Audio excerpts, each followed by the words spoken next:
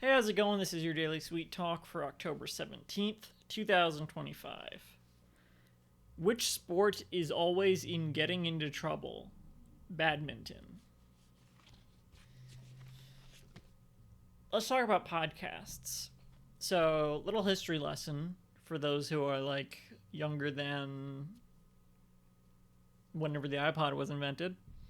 Um, when the iPod came out, it was not the first MP3 player of its kind. I mean, I think Zune was Zune first. I think that was something that was also an MP3 player. My first MP3 player was just a generic handheld MP3 player that I got from selling chocolate bars. But the iPod was a big deal. And with it, Apple tried to like make this thing. I don't know how they rolled this out. I don't know if it started with like their own podcasts or like how they were able to make this catch on as a thing. But it did. Apple invented this, I think. I don't think it was a thing before, because at the very least, they coined the phrase podcasts, which is a pun on broadcasts with just like uh, pod instead of broad, because they invented the iPod. And these are broadcasts for iPod, so they're podcasts. I'm over explaining it, but I'm pretty sure that's what it is.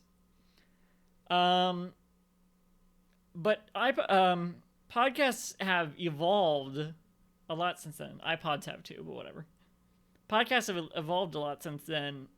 Past iTunes, where they were on, past the iPod, they've evolved far past that.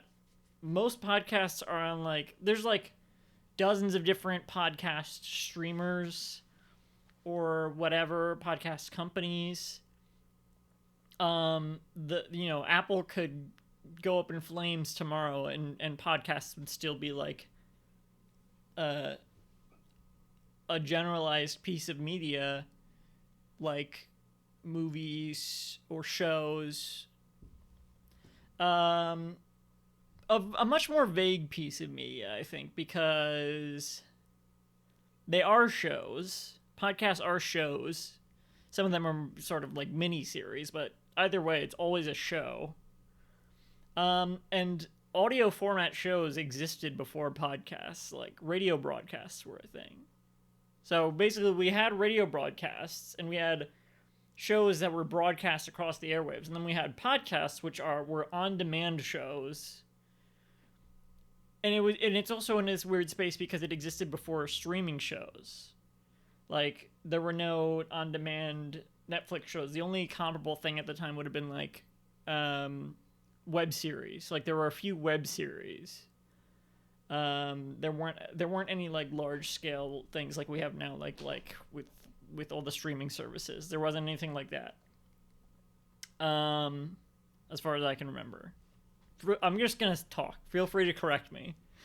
Because I'm talking. This is just from what I understand. So podcast as a concept have evolved a lot farther from Apple, and yet they still have Apple's branding in the name. And it's weird. I mean, people call bandages Band-Aids. People call tissues Kleenex sometimes. I don't think that one really happens that much, but people do that. Ride shares still don't really have a good name. We say Uber or Lyft. Usually both. People say, "Did you take an Uber or a Lyft?" There's not like a good word yet. I think there has to be a lot more of those apps until there's like an actual word, and right now it's very monopolized. And yet we still call them podcasts. It's still branded like that. I don't know. It's interesting. And I almost feel like we should try to roll it back to broadcasts, but not really. Not broadcasts. I don't know. Was that just what they were always called? I mean, I get it was called broadcast because it's broadcast over the radio waves, but it's not anymore. But television is also probably an outdated term that doesn't mean what it meant anymore.